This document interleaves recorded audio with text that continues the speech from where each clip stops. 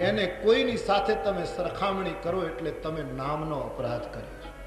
તમે રામ, કૃષ્ણ, શિવ, દુર્ગા, અરે ગમે તે નામ લો, કોઈ તકલીફ નથી, પણ તમે જે નામનો જપ કરો એને કોઈની સાથે સરખાવો નહીં. તમારા ઈષ્ટનું નામ સર્વોપરી છે, એને કોઈની સાથે સરખાવી નથી. સરખાવો એટલે તમે નામ અપરાધ કર્યો. નામ જપમાં 10 અપરાધો, એમાંનો એક અપરાધ પોતાના ઈષ્ટના નામને, એટલે તુલસીદાસજી રામાયણમાં બોલ્યા છે, રામ સમાન પ્રભુ નાહી કહો. નામ મહિમામાં પણ કહે, સબ બરનની પર જો તુલસી રઘુબર નામ કે બર્ન બિરાજત દો. બંને આ બર્ન જો હે, બંને જો છે રા અને માં, એ બધાની ઉપર સર્વોપરી એક છત્ર, એક મુકુટમણી. એક છત્ર છે તો એક મુકુટમણી છે. બધા જ શબ્દો અને વર્ણોની ઉપર એનું આસન છે. બધા કરતા શ્રેષ્ઠ છે રઘુવરના નામ. તુલસી રઘુવર નામ બર્ન બિરાજ દો, દોનો સર્વોપરી છે. તો પોતાના ઈષ્ટનું નામ એને કોઈ સાથે ઉપમા નહીં કરવી. ઉપમાથી રહિત છે, અગુણ છે, ઉપમાથી રહિત છે. અગુણ અનુપમ ગુણ નિધાન. પહેલા એમ કહ્યું એમાં એક એક ગુણ નથી, અને છેલ્લે કહ્યું એમાં ગુણનો ભંડાર છે ઈશ્વરનું નામ. કઈ રીતે? એનો અર્થ સિદ્ધ છે કે જે માણસ એ નામનો આશ્રય કરશે, કઈ નહીં જાણતો હોય તો ગુણનો ભંડાર થઈ જશે. એનામાં બધા જ ગુણ આવશે. શબરી ક્યાં ભણી હતી, કયો ગુણ એની પાસે હતો, પણ એણે રામનું નામનો આશ્રય કર્યો તો રામજી પોતે પ્રમાણપત્ર આપે છે, સકલ પ્રકાર ભક્તિ દ્રઢતો. તો ગુણ નિધાન છે. જેણે જેણે રામનો આશ્રય કર્યો એનામાં બધા ગુણો આવશે. કાંઈ ભણ્યો ન હોય ગામડામાં, પણ મેં તો જોયા છે. હમણાં વચ્ચે એક કુતિયાણા પાસે કોઈ ગામમાં ગયો, સાવ ગ્રામીણ માણસ, ક્યાં ભણ્યા હશે, નવાઈ લાગે આપણને, પણ કેવલ રામ નામના પ્રતાપથી રામાયણના એટલા સુંદર અર્થો કરે. બસ ગુણ નિધાન. રાઘવના નામનું એ સામર્થ્ય. અગુણ અનુપમ ગુણ નિધાન સો. તો પરમાત્માનું નામ અગુણ છે, ગુણ નિધાન છે. અને ત્રીજી વાત આગળ લખી, રામ નામ મહામંત્ર છે, જેનો જપ ભગવાન મહેશ શંકરજી કરે છે. અને આ મહામંત્રના પ્રતાપથી કાશીમાં મરતા દરેકને મુક્તિનું સદાવ્રત બાટે છે, મુક્તિનું વહેંચણી કરે છે કે લો મુક્તિ લો. તો રામ નામ શિવજીનો મહામંત્ર છે, બીજ મંત્ર છે, મૂળ મંત્ર છે રામ નામ. ભવાનીને નિયમ હતો કે ભોજન સહસ્ત્ર નામનો જપ કરે, વિષ્ણુ સહસ્ત્ર નામનો, પછી જ રસોઈ કરે, પછી જ શિવજીને ભોજન મળે. ઘણી વાર બહુ મોડું થાય, શિવજીને ભૂખ લાગે, એટલે શંકરજી કહે, દેવી ખૂબ વિલંબ થાય છે. ત્યારે કહું, મહારાજ મારો નિયમ છે સહસ્ત્ર નામનો પાઠ કરવાનો, પણ બોલે એક કામ કરો, તમે એકવાર રામ બોલો એટલે સહસ્ત્ર નામના પાઠ બરાબર ફળ મળી જશે. આમ શંકરજી બોલ્યા. પણ એનો અર્થ એવો નહીં કરશો કે વિષ્ણુ સહસ્ત્ર નામનો મહિમા ઓછો છે. વિષ્ણુ સહસ્ત્ર નામ અદ્ભુત છે. યસ્ય સ્મરણ માત્રેણ જન્મ, જેના નામ માત્રથી વિષ્ણુ સહસ્ત્ર નામ કહે છે કે સમસ્ત જન્મના બંધનો અનેક દુઃખોમાંથી આ જીવ મુક્ત બને છે. વિષ્ણુ સહસ્ત્ર નામ ઉપર વૈજ્ઞાનિક સંશોધનો થયા, કેટલા કેટલા મોટા વોલ્યુમ થયા. વિષ્ણુ સહસ્ત્ર એક એક મંત્ર ઉપર કેટલા વિદ્વાનોની ટીકાઓ. એટલે વિષ્ણુ સહસ્ત્ર નામ સામાન્ય નથી, પણ રામ નામ એકવાર બોલો એટલે સહસ્ત્ર નામ તતુલ્યમ રામ નામ વરાનને. રામ રામેતિ રામેતિ રમે રામે મનોરમે, સહસ્ત્ર નામ તતુલ્યમ રામ નામ વરાનને. શિવજીએ શિવાને આ વાત કહી, અને પછી શિવા પણ ભગવાન શંકરની સાથે આ મંત્રનો જપ કરી અને પોતાનું સાધન કરે છે. ગણપતિજીએ નામનો આશ્રય કર્યો એટલે એની પ્રથમ પૂજા થઈ. નામ પ્રતાપ જાન ગન રાવું, પ્રથમ પૂજિયત નામ પ્રભાવું. ગણેશજીએ નામનો આશ્રય કર્યો તો એની પૂજા થઈ. વાલ્મીકીજી ઉલટું નામ બોલ્યા તો શુદ્ધ થઈ ગયા, ધન્ય બની ગયા વાલ્મીકીજી. તો રામ નામનો મહિમા માનસમાં ખૂબ વર્ણવ્યો. ટૂંકમાં કહી દઉં તો ત્રેતાયુગમાં ભગવાન રામજીએ દેહ ધારણ કરીને જે જે કર્યું એ કલયુગમાં એનું નામ કરે છે.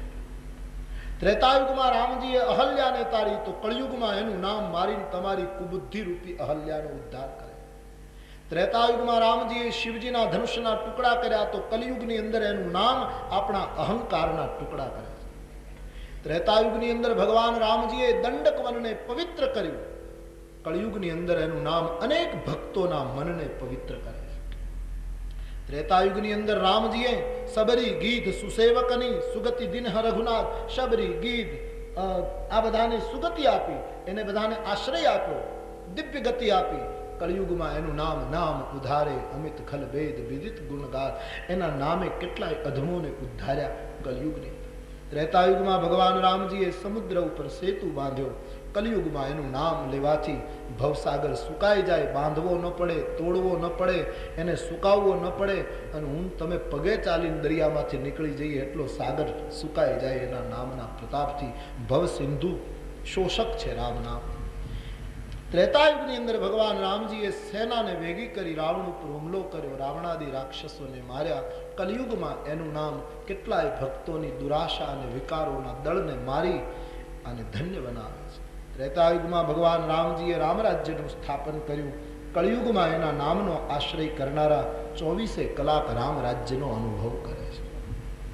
ત્રેતાયુગમાં તો રામજીએ રામરાજ્ય સ્થાપ્યા પછી ઇતિહાસની દ્રષ્ટિએ લવણાસુર આદિ રાક્ષસોનો હુમલો બતાવ્યો છે અને વિક્ષેપ આવ્યો અયોધ્યામાં. પણ રામ નામનો આશ્રય કલયુગમાં જેણે કર્યો એના રામ રાજ્યમાં કોઈ તાકાત વિઘ્ન કરી શકતી નથી. અખંડ મસ્તીમાં એ માણસ રહી શકે. તો ત્રેતાયુગમાં રામજીએ જે કર્યું એ બધું કલયુગમાં એના નામ દ્વારા થઈ રહ્યું છે. એટલે નામનો મહિમા અદ્ભુત છે. ધ્રુવજીએ નામનો આશ્રય કર્યો, અમરતા પ્રાપ્ત કરી. પ્રહલાદે નામનો આશ્રય કર્યો, ભક્ત શિરોમણી બન્યા. જેણે જેણે નામનો આશ્રય કર્યો એ બધા ધન્ય બન્યા છે. તો આ કળયુગની અંદર બીજું કયું સાધન એવું સરળ છે કે જે હું તમે કરી શકીએ? માટે મેરે ભાઈ બહેન, તુલસીદાસજી મને તમને આગ્રહપૂર્વક કહે, રામ નામનો આશ્રય કરો. કારણ કે કોઈ મંત્ર લો તમે, વૈદિક મંત્ર તો અદ્ભુત છે, પણ વૈદિક મંત્ર લો તો પછી એના અનુષ્ઠાનો કરવા પડે, શુદ્ધિનો ધ્યાન રાખવું પડે, ઉચ્ચારમાં ભેદ થાય તો ખરાબ ફળ આવતા વાર લાગતી નથી. અને ભગવાનના નામમાં તો કોઈ બંધન નથી. ગમે ત્યારે ગમે તે સ્થિતિમાં એના નામનું ઉચ્ચારણ તમે કરી શકો. તો પરમાત્માના નામનો મહિમા માનસકારે ખૂબ ગાયો છે. ટૂંકમાં એટલું જ કહેવું છે કે આ કળયુગમાં ધ્યાન કોણ કરી શકે? કરી શકે બધાને વંદન છે, બાકી કઠિન છે. જે કરી શકે સારું છે. સમાધિની તો વાત જ દૂર છે. મોટા મોટા યજ્ઞો કોણ કરી શકશે? કલાકો સુધી પૂજન અર્ચન કોણ કરી શકશે? એટલે શાસ્ત્રોએ કહ્યું, હરિના નામનો આશ્રય કરો, રામ નામનો આશ્રય કરો, પરમાત્માના નામનો આશ્રય. નામનું સામર્થ્ય ખૂબ છે. તો રામ નામ એ મહામંત્ર છે. રામાયણના જે મહાન પાત્રો છે બધાનો મંત્ર રામ છે. શ્રી રામ કરો એટલે કેવલ નામ જપ થઈ જાય. શ્રી સીતારામ બોલો એટલે કેવલ નામ જપ. પણ કેવલ રામ બોલો એટલે નામ જપ પણ ગણાય અને મંત્ર જપ પણ ગણાય. બંને વસ્તુ આવી જાય રામમાં. શ્રી લગાડો એટલે તુરંત નામમાં આવી જાય. એ અદ્ભુત છે. પણ રામ કેવલ બોલવાથી રામમાં સીતાજી આવી જ ગયા છે. રામ અને રમા જુદા નથી. એક આમથી આમ એક કાનો કરી નાખે. એટલા માટે ભગવાન શંકર જ્યારે સ્તુતિ કરે છે ત્યારે ભગવાન રામની સ્તુતિ કરવા છતાંય શબ્દ વાપર્યો છે રમા. જય રામ રમા રમણમ સમનમ ભવતાપ ભયાકુલ પારિજનમ અવધેશ સુરેશ રમેશ વિભો શરણાગત માગત પારી પ્રભુ. જય રામ રમા રમણમ સમનમ ભવતાપ. અહીં રમા એટલે લક્ષ્મી નહીં, રમા એટલે દરેકમાં રમમાણ કરનારું તત્વ. રમા એટલે બધામાં રમી ગયેલું તત્વ. ઉદ્ભવ સ્થિતિ સંહારકારિણી ક્લેશ એ તત્વ. રમા એટલે અહીં લક્ષ્મી નહીં. જાનકીમાંથી તો અનેક લક્ષ્મીઓ ઉત્પન્ન થાય છે. રામમાંથી અનેક વિષ્ણુ ઉત્પન્ન થાય. રામ એટલે વિષ્ણુ નહીં. પુરાણકારોએ વિષ્ણુનો અવતાર રામજીને બતાવ્યા. અમારે બાબાજી પણ હરિ અવતાર હેતુ જહી હોય આવા શબ્દનો પ્રયોગ કરે. પણ વિષ્ણુ એટલે જે 3 પ્રકારની વ્યવસ્થા છે, ઉત્પત્તિ, પાલન અને લય, એમાં જે અધિકાર ધરાવે છે પાલન કરવાનો, એ વિષ્ણુ નહીં. એવા વિષ્ણુ તો રામમાંથી અનેક ઉત્પન્ન થાય. વિષ્ણુનો અર્થ વિષ્ણુ સહસ્ત્રનામમાં આવ્યો છે વ્યાપક. હરિવ્યાપક સર્વત્ર સમાના, જે સંપૂર્ણ વ્યાપક તત્વ છે એ રામ છે. એ વ્યાપકતામાંથી ઘણા વિષ્ણુ ઉત્પન્ન. તો રમા શબ્દ શંકરજીએ વાપર્યો છે, એનો અર્થ છે બધામાં રમેલું તત્વ, બધામાં રમ ચૂકેલું તત્વ. એ છે એની આદિ શક્તિ, એ છે શ્રી જાનકીજી. તો રામ અને રમામાં કોઈ અંતર નથી. રામ શબ્દમાં સીતાજી આવી જાય છે, તત્વતઃ એક છે. એટલે શ્રી રામ કરો તો નામ જપ, શ્રી સીતારામ કરો તો કેવલ નામ જપ, અને રામ રામ રામ રટો એટલે નામ અને મહામંત્ર બંનેનો સંયોગ. અને માનસના બધા જ મહાન પાત્ર આ મહામંત્રનો જપ કરે. મહામંત્ર સોય જપત મહેશુ, શંકરજી તો જપે છે, શિવા પણ એની સાથે જપવા લાગ્યા. હનુમાનજી મહારાજ એ જ નામનો આશ્રય કરે, એનો મહામંત્ર પણ રામ. ગોસ્વામીજી સે સુનિए. सुमिरी पवन सुत पावन नाम, सुमिरी पवन सुत पावन नाम, अपने बस करी राखू राम, अपने बस करी राखू राम, अपने बस करी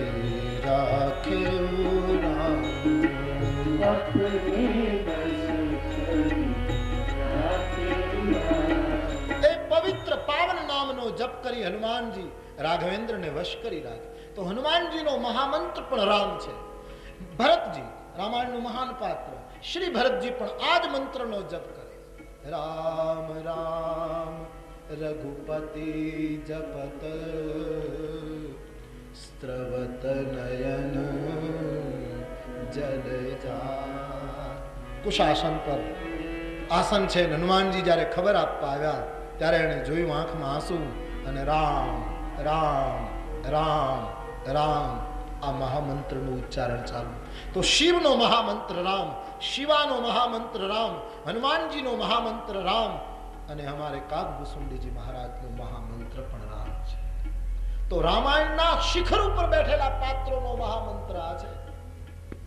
ઘણા માણસો અમારા પાસે આવે, અમને મંત્ર આપો. અમે કહીએ ભાઈ મંત્ર તમે કોઈ ગુરુ પાસેથી લીધો હોય તો મહેરબાની કરીને ફેરવો.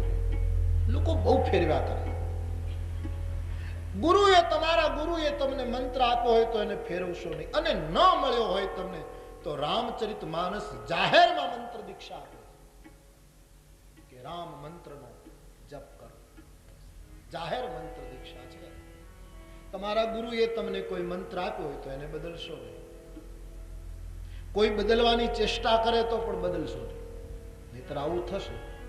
શંકરાચાર્ય મહારાજની વિચારધારાના એક મહાત્મા એક ગામડામાં ગયા. શંકર મતના મહાત્મા હતા. જે ગામડામાં કોઈ ખેડૂતને ઘરે ઉતર્યા, 1 મહિનો રોકાયા. પછી એક દિવસે ખેડૂતને પૂછવા લાગ્યા, તું કઈ મંત્ર જપ કરે, કઈ મંત્ર કે કઈ જાપ કરે?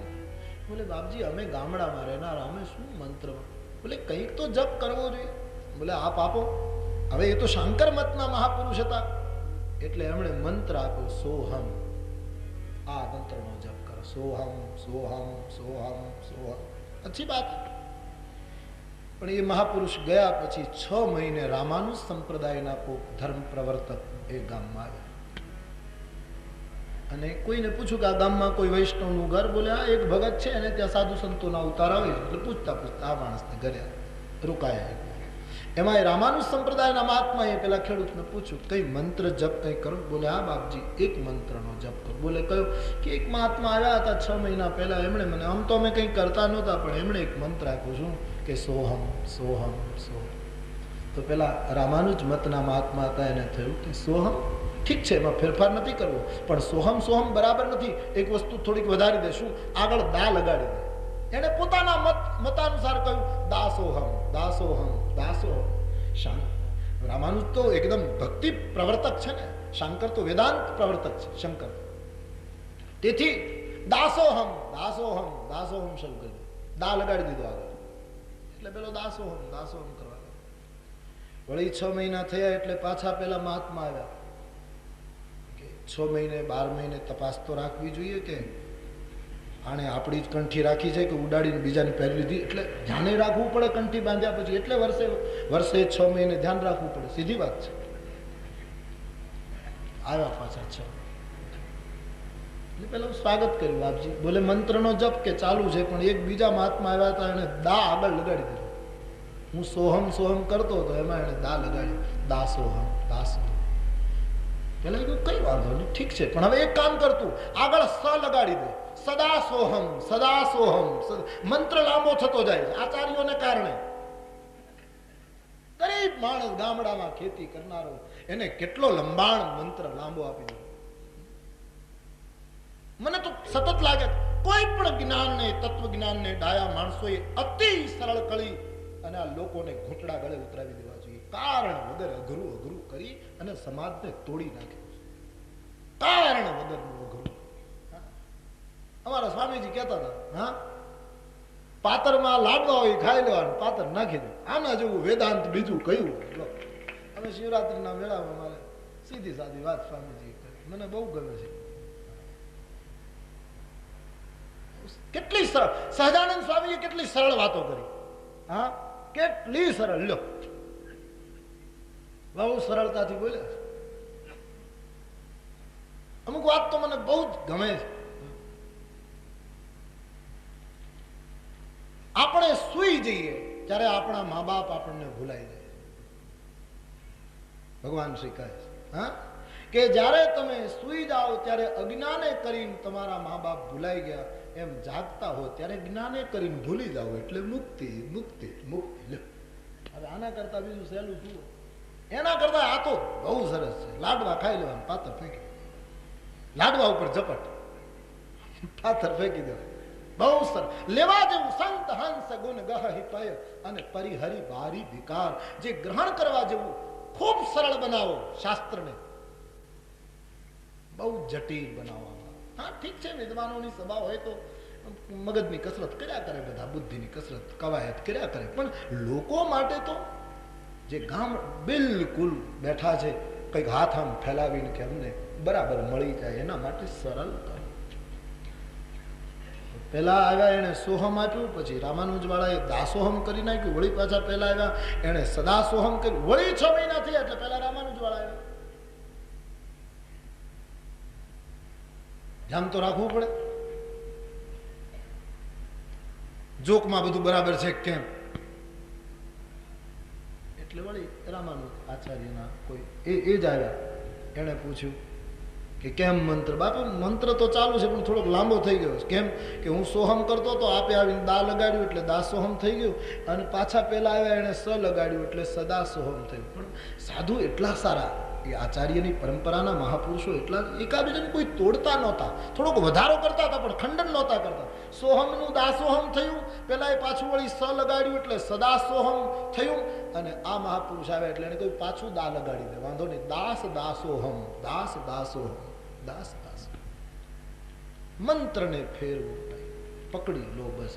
હા માણસોને મંત્ર બહુ બદલ્યા કરે. લોકો મારા પાસે ઘણા આવે તો કહે કયો મંત્ર સારો, એટલે અમને તો ખબર હોય કે આ કંઈક અને ગમે તે કહેશું તો તર્ક કરશે, એટલે હું તો એમ જ કહું કે તને જે સ્વરૂપમાં નિષ્ઠા હોય, જે ભગવાનના રૂપમાં તને પ્રેમ હોય એનું તો કહે. ભગવાન કૃષ્ણનો મંત્ર રાખીએ, કીધું બહુ સરસ, એના જેવું તો ઉત્તમ.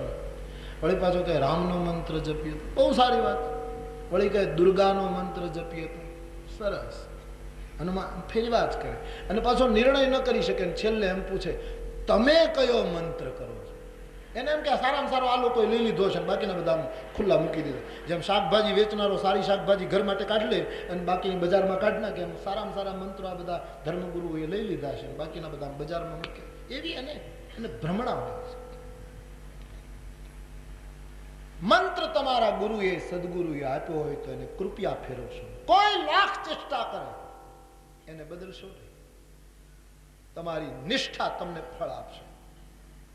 પણ ન આપ્યો હોય, ન મળ્યો હોય ને તમે એમને હો, તો આ કળિયુગ છે.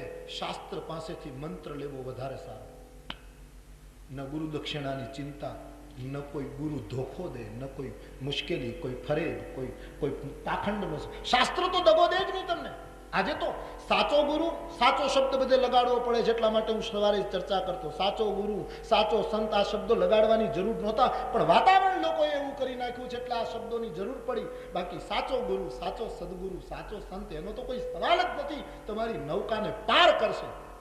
પણ આજે દંભ પોષાય છે, પાખંડ પોષાય સમાજમાં. એ વખતે શાસ્ત્ર તમને મંત્ર, રામાયણ તો તમને દગો નહીં દે ને, બોલનારા હજી દગો કરે, પણ અમારું માનસ તો કોઈને દગો નહીં કરી શકે. એની પાસેથી રામાયણને સદગુરુ માનો, એની પાસે હનુમાનજીની સાક્ષી રામાયણમાંથી મંત્ર લઈ લો. રામ તમારો સદગુરુ, રામચરિત માનસ. કોઈ ધોખાનો પ્રશ્ન જ ના આવે. તો રામ નામ મહામંત્ર છે મેરે ભાઈ બહેન, બીજ મંત્ર છે, મૂળ તત્વ રામ નામ છે. અમે કહીએ એટલે માની લો એમ નહીં, અમે કોણ કહેનારા, સ્વતઃ સિદ્ધ થયેલી વાત છે. आइए विनय पत्रिका में गोस्वामी जी कहते हैं,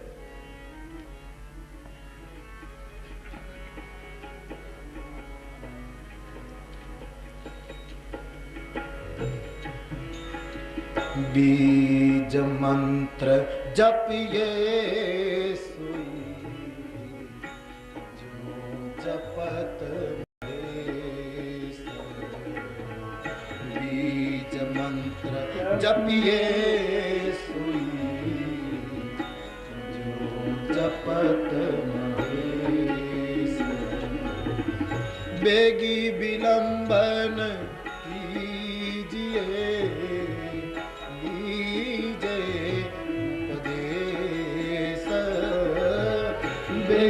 विलंबन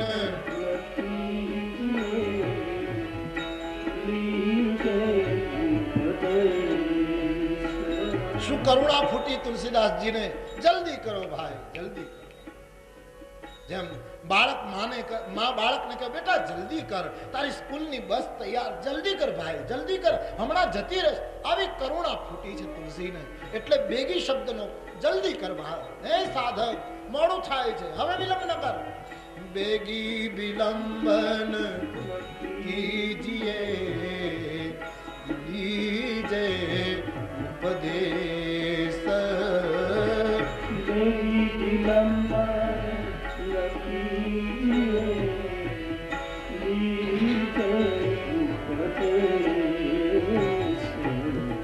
राम बीज मंत्र जपिए सोई जो जपत બે પાઠ છે, બીજ મંત્ર પણ છે, મહામંત્ર પણ છે, दोनों पाठ है विनय पत्रिका में. બહુ જ મહત્વનું પાઠ. અને હમણાં આપણે ચર્ચા કરી, કોઈ પણ મહત્વની વાત, यानी અતિ ઠોસ વાત જ્યારે રજૂ કરવી ત્યારે આપણો મત, ये पद का नंबर है 108. વિનય પત્રિકામાં 108 નંબરનું આ પદ છે. બહુ જ મહત્વનું પદ ગણાય. માટે બીજ મંત્ર જપિએ સોઈ જો જપત મરે.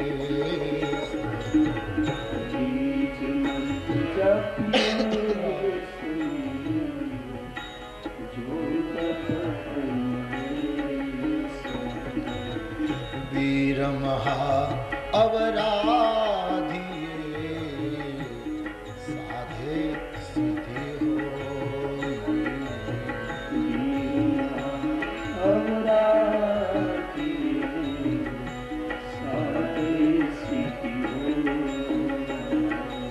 सकल काम पूरन करे जाने सब को. सकल काम पूरन जाने सब को.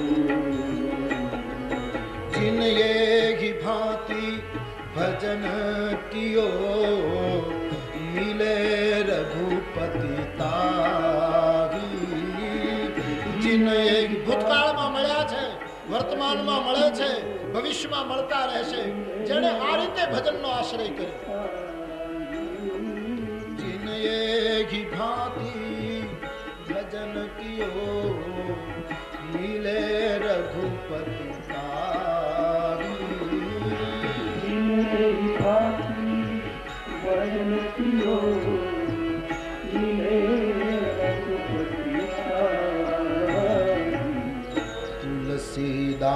प्रभु पथ चढ़ो जो लेहु निवाहु तुलसीदास प्रभु पथ जो महामंत्र जपिए सोई जो जपत महेश महामंत्र जपिए सोई जो जपत महेश। तो हमारू रामचरितमानस जाहिर में मंत्रदान नामदान आपे छे राम नामनो आश्रय करो। कलयुग में एक ही आधार राम नाम છે જ્યાં બીજી કોઈ મુશ્કેલ પણ માનસના પ્રસંગો દ્વારા તુલસીદાસજીએ કારણ કે કોઈને એમ ન થાય કે કોઈ વિષય કોઈ વાત છૂટી ગઈ નામ માટે એટલા માટે થોડીક પદ્ધતિઓ પણ બતાવી। એક તો ભગવાન શંકરની પદ્ધતિ નામ જપવાની જે નામનો જપ કર્યા કરે એને મહાત્માઓ કહે છે વિશ્વાસની પદ્ધતિ છે। શંકર વિશ્વાસ છે તુલસીદાસજીનો જે અર્થ છે તે તમારા પાસે મૂકવામાં આવ્યો છે। વિશ્વાસથી નામ જપવું એક પદ્ધતિ। બીજી પદ્ધતિ નામ પ્રભાવ જાન ગણરાવું ગણેશજીની પદ્ધતિ। ગણપતિની પદ્ધતિ એ વિવેકપૂર્ણ પદ્ધતિ છે। આપ જાણો છો દેવતાઓમાં એક એવી સ્પર્ધા થઈ કે પહેલી પૂજા કોની થાય અને પછી નિર્ણય લેવાયો કે ધરતીની પરિક્રમા કરી પહેલા આવે એની પહેલી પૂજા। બધા દેવતાઓ પોતપોતાના વાહનો લઈને સ્પર્ધામાં નીકળ્યા। એમાં ગણેશજી પણ ઉંદરને લઈને નીકળ્યા એવી આપણી ત્યાં કથા છે। હવે સ્વાભાવિક હતું કે બધા દેવતાઓના વાહનો તીવ્ર ગતિવાળા। એક તો ગણેશજીનું શરીર સ્થૂળ અને એનું વાહન પણ એટલું નાનું એટલે એની ગતિ એટલી નહોતી એટલે પાછળ પાછળ ધીમે ધીમે જતા। એમાં નારદજી વચ્ચે મળ્યા। સંત મળ્યા એટલે ગણેશજીને થયું કે સ્પર્ધામાં કોણ ઉતરે ચાલો સત્સંગ કરી લો। મહાત્માની મુલાકાત થઈ અવસર પકડી પહેલી પૂજા થાય ન થાય કોણ ચિંતા કરે પણ સાધુનું મિલન થયું છે માટે એને સત્સંગ કરો। અવસર પકડી લીધો ગણેશજી। નારદજીએ પૂછ્યું મહારાજ બધા નારદજીને તો ઇન્દ્રાદી દેવતાઓ બધાએ જોયા હતા પણ બધાને એમ થયું પહેલા પરિક્રમા કરીને પહેલા આવી જઈએ પછી સત્સંગ તો પછી થશે। એમણે સત્સંગને ગૌણ કરી દીધો સ્પર્ધાને પ્રધાન કરી પણ ગણેશજીએ સત્સંગને પ્રધાનતા। પૂછ્યું કે કેમ આ બધા ક્યાં જાય? બોલે પહેલી પૂજા કોની થાય એટલા માટેની આ સ્પર્ધા। પરિક્રમા કરીને પહેલો આવે એની પ્રથમ પૂજા થાય સંસાર એટલે આ દેવતાઓ બધા નીકળ્યા। તો તમે એટલે બાપજી આમ તો હું કઈ પહેલો આવું એમ નથી અને આવું તો પણ મને સંત મિલન થયું છે હવે મારે કઈ બીજે જવું નથી। આપ મને ભગવત કથા કોઈ ચરિત્ર સંભળાવો। ગણેશજીના આ વિવેકને જોઈ નારદજી રાજી થયા અને કહ્યું કે મહારાજ તમે હવે એક કામ કરો રામ શબ્દ ધરતી ઉપર લખી અને એને એક પરિક્રમા કરો એટલે તમે પહેલા। बोले बाप जी राम शब्द ने परिक्रमा करवानी? बोले हाँ राम नी परिक्रमा करो एटले केवल धरती नी परिक्रमा नहीं समस्त ब्रह्मांडों नी परिक्रमा। कारण ब्रह्मांड निकाया निर्मित माया रोम रोम प्रतिभेद कहे रोम रोम प्रति राजही कोटि कोटि ब्रह्मांड रामनी परिक्रमा ए समस्त ब्रह्मांड नी परिक्रमा। तमे एक राम शब्द ने परिक्रमा करो एटले समस्त ब्रह्मांडों नी परिक्रमा में तमे पहला आवशो अने तमारी प्रथम पूजा थशे। आ विवेकपूर्ण पद्धति छे जे गणेशजीए लीधी। का तो विश्वास थी राम नामनो जप का तो विवेक थी राम नामनो जप। अने त्रीजी पद्धति छे वाल्मीकि वाली। तुलसीदास जी ये सब मानस में बता रहे। वाल्मीकि जी उल्टो जप करे मरा मरा बोले छतांय परम शुद्ध थया छे। तो ये त्रीजी पद्धति छे। उच्चार ठीक थाय न थाय राम ने बदले मरा मरा बोलाय कोई चिंता नहीं कारण के भगवान जाने छे कि तू कयो जप करे भले उल्टू बोलो। बाळक पोतानी मां पासे रोटली मांगे तो लोटली बोले मां मने लोटली आप तो मां कई एने एम नथी कहती कि लोटली जेवुं कई दुनियामां छे ई समजी जाए कि आ रोटली ज मांगे आने रोटली ज अपाय कारण के बाळक भले लोटली बोले पण मां रोटली आपशे। एम साधक भले मरा मरा बोले पण एने राम ज प्राप्त थशे कारण के प्रभु तो जाणे। आ त्रीजी पद्धति वाल्मीकि पद्धति। अने चौथी पद्धति जे लंका कांड वाली पद्धति छे ભગવાન 30 બાણ રાવણને મારે છતાં મરે નહીં, વળી પાછા માથા આવે ને ભુજાઓ આપે, વળી પાછા મારે ને વળી ભુજાઓ માથા. આ છે માળા ઉપર જપ કરવાની પદ્ધતિ. હું તમે માળા ઉપર જપ કરીએ એટલે જપ કરીએ ત્યાં સુધી રાવણના માથા કપાય, પણ જપ પૂરા થાય એટલે વળી પાછા માથા શરૂ થાય.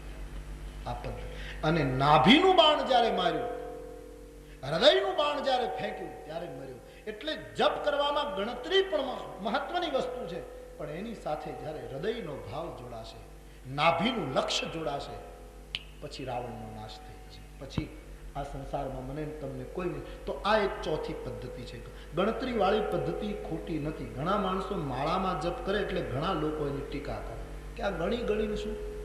મેં તો એટલી પ્રાર્થના, જે કોઈ જપ કરતું હોય ગમે તે, એની ટીકા ન કરો, એને કરવા દો. કાંઈ આપણે કરતા નથી ને બીજા કરે એમાં વિક્ષેપ. ઘણા લોકો કહે ભાઈ આ માળામાં ગણતરી શું કરવાની, ગણી ગણી નામ જપ, પાપ તો ગણતા નથી. અરે પણ ભલે ને ગણે, એમાં તને તો કઈ આડો આવતો નથી. માળા ઉપર ગણતરી પૂર્વક જપ એ મનોવૈજ્ઞાનિક પદ્ધતિ. આ દેશનો ઋષિ કોઈ દિવસ જૂઠો સાબિત નથી થતો. આ મેન તમે માળા ઊભી નથી કરી, ઋષિ પરંપરામાં માળા આવે છે. 108 મણકાની માળા આખી પરમ વૈજ્ઞાનિક પદ્ધતિ છે. તમે 100 માળા સવારે અને 100 માળા 108 મણકાની કરો, અથવા તો એક સાથે 200 કરો. સીતા અને રામ જુગલ છે. આપણે ત્યાં ભક્તિ સંપ્રદાયમાં જ્યાદાતર જુગલની વંદના થઈ છે, અને તેથી 2 વખત સવારે 100 સાંજે 200 માળા 108 મણકાની કરો, અને પછી ગણતરી કરો કેટલા જપ થાય. 21,600 થાય. અને 21,600 તંદુરસ્ત માણસના 24 કલાકના શ્વાસોશ્વાસ છે. તેથી એક એક શ્વાસે હરિનામ બોલાય, પ્રભુ નામ બોલાય. માટે આ પદ્ધતિ આવી છે. બીજા પણ ઘણા કારણો. એટલે માળા ઉપર જપ ગલત પદ્ધતિ નથી. કોઈ આંગળી ઉપર બોલે, કોઈ હોઠ. ઘણા લોકો કહે જપ કરે ને હોઠ ફડફડે, એમાં શું? તો તું એમ શરૂ કર, પણ તું ટીકા નહીં કર, તું અંદરથી શરૂ કરી દે. તું હોઠ મહેરબાની કરીને હલાવતો નહીં જરાય. પણ જે બોલે એમાં શું કામ આડો આવે? પણ આ માણસની, જે લોકો ખાસ કરીને ભજન નથી કરતા, એ ભજન કરનારાઓની ટીકા કરે. કારણ કે સહન થતું નથી કે આ કરવા માંડ્યો, પોતે કરતો નથી, પછી તર્કો ઉભા કરે. આનો કઈ અર્થ નહીં. આવા જપનો કઈ અર્થ નહીં. નારદના ભક્તિ સૂત્રમાં આવ્યું છે જપાત સિદ્ધિ, જપાત સિદ્ધિ, જપાત સિદ્ધિ. જપો જપો જપો. ગમે તે કળયુગમાં છૂટ છે. અમારે બાબાજીએ છૂટ આપી, ભાય કુભાય અનખ આલસહુ, નામ જપત મંગલ દિશી દસું. પણ કોઈ કરે છે એમાં અવરોધ. માણસને બહુ ખરાબ ટેવ છે. એકાદશીનો ઉપવાસ કરતો હોય ને જે ન કરતો હોય તરત ટીકા કરે કે આજ ભૂખ્યો રહેશે, કાલ 12ને દિવસે દબાવીને ખાશે. પણ ભલે ને દબાવીને ખાય, એમાં તને શું તકલીફ? એ ખાશે તો એને ઘરે ખાશે, એ દબાવીને ખાય કે જે, તું શું કામ વચ્ચે આવે છે? પણ આ માણસને એક ટેવ છે. કોઈના પ્રત્યાઘાત સામે જોયા વગર ખૂબ જપ કરો. રામાયણમાં 3 વસ્તુ છે: જપ, સુમિરન, ભજન. પહેલા જપ કરો, ખૂબ જપ વધશે, પછી સુમિરણમાં પ્રવેશ થશે, અને સુમિરણ જ્યારે પાકશે ત્યારે ભજન કહેવાય. ભજન તો છેલ્લું શબ્દ. રામાયણમાં ભજન શબ્દનો ખૂબ પ્રયોગ છે, અતિ પ્રયોગ છે. ભજન શબ્દ ગોસ્વામીજી ખૂબ વાપરે છે માણસ. જપ પ્રારંભિક દશા સાધકની. સુમિરન, જપમાં તો માળા લેવી પડે, આસન ગોઠવવું પડે. હવે આટલા જપ કરી લઉં, આ ભાવ રહેશે. સુમિરન ક્યારે પણ ફૂટે, કઈ નક્કી નહીં. ક્યારે દીકરો પરદેશ ગયો હોય અને માં બેઠી બેઠી યાદ કરે ત્યારે એને માળા ન લેવી પડે. ક્યારે યાદ ફૂટે, ક્યાં ઠીકાણે?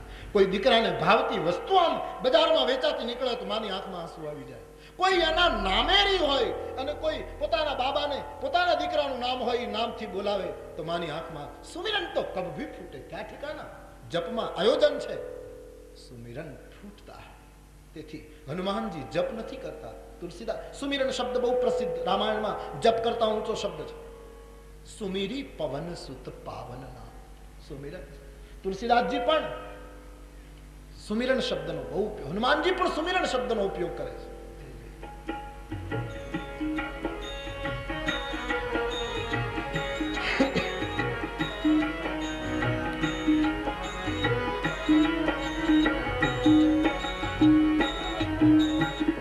कह हनुमंत विपति प्रभु सोई, मंत विपत्ति प्रभु सोई जब तब सुमिरन भजन जब तब सुमिरन भजन होई जब तब सुमिरन भजन जब तब सुमिरन भजन होई મોટામાં મોટી વિપત્તિ એ છે કે જ્યારે પ્રભુનું સ્મરણ ભજન ન થાય. આના બે અર્થ થાય. એક તો હનુમાનજી ગર્ભિત ઇશારો કરે છે પ્રભુને કે મહારાજ મોટામાં મોટી વિપત્તિ આ સંસારમાં એ છે કે સાધકનું સુમિરન જ્યાં સુધી ભજન ન બને, જબ તબ સુમિરન ભજન ન હોય, સુમિરન જ્યાં સુધી ભજન ન બને ત્યાં સુધી મુશ્કેલી. જાનકીજીને મુશ્કેલી એટલી છે, હજી સુમિરન ભજન નથી બન્યું. સુમિરન તો છે જાનકીજીનું, પણ વળી વચ્ચે વચ્ચે ભૂલી જાય. આકાશના તારાઓને કહે અવનીના આવતે એક અવતારા. રામ ચુકાઈ ગયા.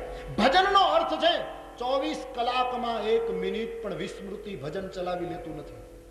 ભજનનો અર્થ 24 કલાક ભજન. 5 મિનિટ પણ ભજન બંધ તો સુમિરન છે, ભજન નથી. ભજન એટલે 1 મિનિટ પણ ઓછી ચલાવી ન લેવાય, સીધું ગણિત. આને જ ભજન કહેવાય. એટલે ભજન ઊંચામાં ઊંચો શબ્દ સિદ્ધાંતના રૂપમાં રામચરિતમાનસમાં પ્રસ્થાપિત થયો. ભજન બારી મથે બરુ હોય ઘૃત સિકતા તે બરુ તે બિનુ હરિ ભજન ન ભવતર્ય યહ સિદ્ધાંત અપેલ સિદ્ધાંતના રૂપમાં પ્રસ્થાપિત. તો ભજનનો અર્થ છે 24 કલાક રમવા. નિદ્રામાં પણ ભજન ચાલે. સુમિરન મધ્યમ છે, જપ પ્રારંભિક સ્થિતિ છે. જપમાંથી સુમિરનમાં જવાનું, સુમિરનમાંથી ભજનમાં જવાનું. ભજન ઊંચામાં ઊંચો શબ્દ છે. તો ખૂબ જપ, એને જપ કરશો તો જ થશે. ધીરે ધીરે જપમાંથી પહેલું પગથિયું જપ છે, સીધું અગાસીમાં નહીં જવાય, થોડુંક જપ કરવા પડશે. ખૂબ જપની સંખ્યા વધશે, પછી સુમિરન થશે. સુમિરન પાકશે એટલે ભજન થશે. માટે આદિ જગતગુરુ કહે છે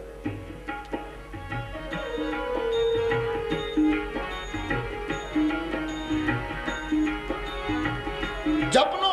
શંકરાચાર્ય મહારાજ જે વેદાંતની વાત કરે છે, માયાવાદની બ્રહ્મવાદની વાત કરનાર મહાપુરુષ પણ ભગવાનના નામના સુમિરન ઉપર કેટલું બળ આપે. પ્રાણાયામમ પ્રત્યાહારમ નિત્યાનિત્ય વિવેક વિચારમ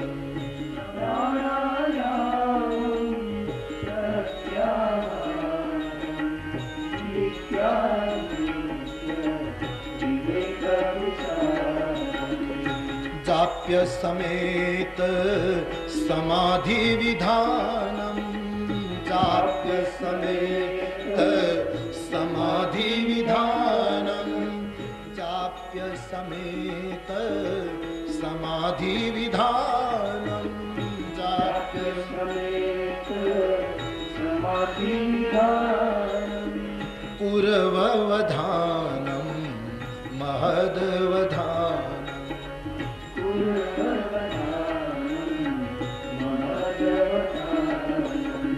भज गोविंदम भज गोविंदम भज गोविंदम मूढ़मते भज गोविंदम भज गोविंदम भज गोविंदम मूढ़मते. શંકરાચાર્ય મહારાજ કહે કે તમે સમાધિને ધારણ કરો તો પણ જપ સહિત સમાધિ ધારણ. અદ્ભુત છે. શાંકર મત આવી ગયો પછી તો નામ સુમિરનને મોટું બળ મળી જાય. જે માણસ કેવલ વેદાંત અને સમાધિની વાત કરનાર આદિ જગતગુરુ, એનો મત છે જાપ્ય સમેત સમાધિ વિધાનમ પૂર્વ વિધાનમ મહદ વિધાનમ.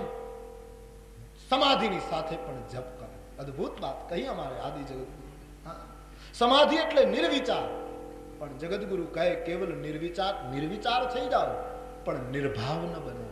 હરિના નામનો જપ કરતા કરતા ભાવપૂર્ણ રહો. નિર્ભાવ બનશો તો સુકાઈ જશો, કાલે જડ થઈ જશો તમે. જાપ્ય સમેત સમાધિ વિધાન આદિ જગતગુરુ બોલ્યા છે. સમાધિની સાથે પણ જપ કરો. અદ્ભુત વાત. આ છે નામ સુમિરનનો મહિમા. જગત એટલા માટે ભજ ગોવિંદમ ગાયું છે. ગોવિંદ ભજ ગોવિંદ ભજ મહિમા છે.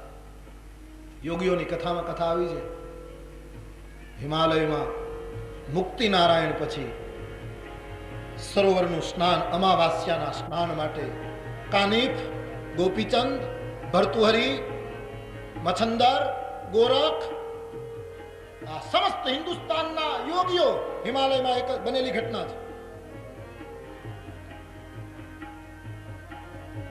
અમાવાસ્યાનું સ્નાન છે. અત્રિ નંદન ભગવાન દત્તનું આગમન થવાનું છે. ભયંકર ઠંડી છે. ચટ્ટાન ઉપર યોગીઓએ મૃગચર્મ બિછાવ્યું છે. તાજા ફૂલ, નૈવેદ્ય, ધૂપ, દીપ, ભગવાન દત્તની સ્તુતિ અને પૂજા કરવા માટે યોગીઓ બેઠા છે. કેવા સમર્થ મહાપુરુષો નાથ સંપ્રદાયના. સ્તુતિ થઈ રહી છે. હમણાં ગુરુદત્ત પધારશે. હિમાલયનો એક તો પ્રદેશ. નમઃ શિવાય, નમઃ શિવાય, નમઃ શિવાય, નમઃ શિવાય, નમઃ શિવાય. આદેશ, આદેશ. નાથ સંપ્રદાયના મહાપુરુષો ભેગા થયા. બડા પવિત્ર દિન થા. બનેલી ઘટના ભારત કી.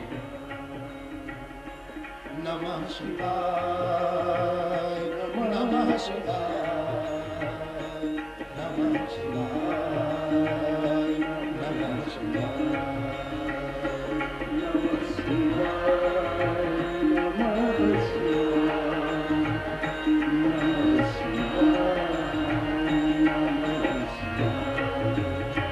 ઉત્તરના ઉત્તંગ શિખર તરફ યોગીઓની એક નજર લાગી. ત્યારે ભગવાન દત્તાત્રેયનું આગમન થાય. રાહ જોઈ રહ્યા છે, પ્રતીક્ષામાં લાગ્યા, આંખો પાથરીને બેઠા છે. ચાખડીનો અવાજ આવ્યો. હાથમાં ત્રિશૂળ, ડમરું, ભગવાન દત્તની પધરામણી. નમઃ શિવાય, નમઃ શિવાય, નમઃ શિવાય, નમઃ શિવાય, નમઃ શિવાય, નમઃ શિવાય.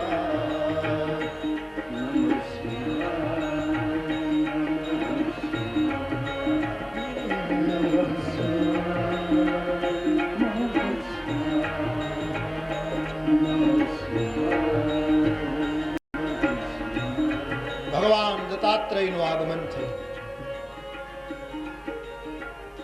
યોગીઓએ દંડવત કર્યા છે, ચરણ ધોયા, પૂજા કરી. બરફીલી ચટ્ટાન પર આસન ભગવાન દત્ત વિરાજિત થયા છે.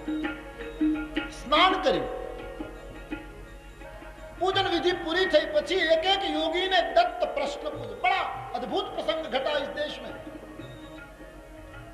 कानिफ आदेश. कानिफ नाथा गढ़ावे. एक જ વાક્ય પૂછ્યું છે દત્તાત્રેય. યાત્રા ક્યાં સુધી પહોંચી છે? સાધુ તો આજ પૂછે ને, ભજન ક્યાં સુધી પહોંચ્યું છે, સાધના ક્યાં સુધી પહોંચી? એક ક્ષણમાં યમ, નિયમ, પ્રાણાયામ, આસન, પ્રત્યાહાર, ધ્યાન, ધારણા, જેમ યોગી ઉપડે પતંજલિના માર્ગ પ્રમાણે એકમાંથી બીજામાં, બીજામાંથી ત્રીજામાં, એમ કરતા કરતા અડધી મિનિટમાં તો 8 પગથિયાને પાર કરતા સમાધિમાં કાની આટલી યાત્રા કરી. સમાધિ લાગી.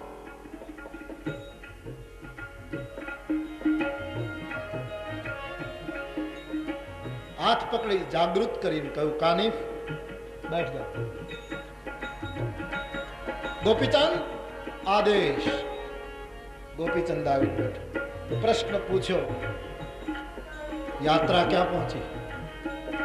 આંખો બંધ કરીને પોતાને મળેલી સિદ્ધિનો પ્રયોગ કરતા હિમાલયની અંદર વસંત ઋતુ ખીલવી દીધી. ચારે બાજુ વૃક્ષો ઉપર લહેલૂમ ફળ ફૂલાવવા લાગ્યા. મહેક ઉઠી ગઈ.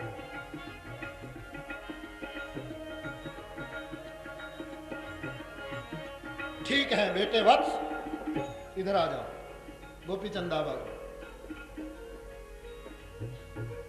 एक પછી એક યોગીને બોલાવે છે. गोरखने बुलाया. गोरख आदेश. ક્યાં પહોંચ્યા છો? બનેલી ઘટના છે. આંખો બંધ કરીને સિદ્ધિનો પ્રયોગ કર્યો તો હિમાલયમાં ગરમ હવા શરૂ થઈ. ગરમ હવા, કોઈને તકલીફ ન પડે. જ્યાં કડકડતી ઠંડી હતી ત્યાં ગરમ હવાએ બધાને ધન્ય ધન્ય કર્યા. ધન્ય વત્સ, બેઠ જાઓ. કેટલા યોગીઓ હતા, અદ્ભુત. શું આ દેશ સમૃદ્ધ હતો એક વખત. આહા, છેલ્લે ભર્તુહરી બેઠા છે.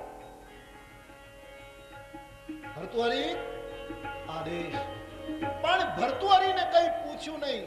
દત્ત ભગવાને એની પાસે ગયા. કારણ કે ઇતિહાસકાર એમ કહે ભર્તુહરી સમાધિમાં તો હતા પણ સાથો સાથ જપ કરતા હતા. નમઃ શિવાય, નમઃ શિવાય, નમઃ શિવાય, નમઃ શિવાય, નમઃ શિવાય. દત્ત ગયા એના પાસે.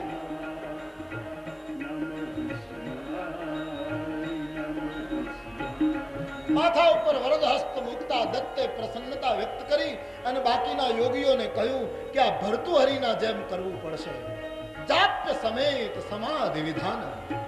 નિર્વિચાર બનો અને નિર્ભાવ થઈ જશો તો કાલ પથ્થર જેવા જડ. એટલા માટે સમાજમાં જે કેવલ નિર્વિચાર બન્યા છે બધા જડ થઈ ગયા છે. નિર્ભાવ ન બનો. આખો ભક્તિ સંપ્રદાય કહે છે ભાવથી સભા. એટલે જગદગુરુએ દત્તાત્રેય પ્રથમ પ્રસન્નતા વ્યક્ત કરી ભર્તુહરી પાસે કે સમાધિની સાથોસાથ જપ ચાલે છે, અંદરથી રણુકાર ચાલે. એટલે શંકરાચાર્ય મોહરમાં રહે છે. સમાધિ વિધાનમ ગુરવવધાનમ મહદવધાનમ જાપ્ય સમેત સમાધિ વિધાનમ પુરવવધાનમ મહદવધાનમ ભજ ગોવિંદમ ભજ ગોવિંદમ ભજ ગોવિંદમ મૂઢમતે ભજ ગોવિંદમ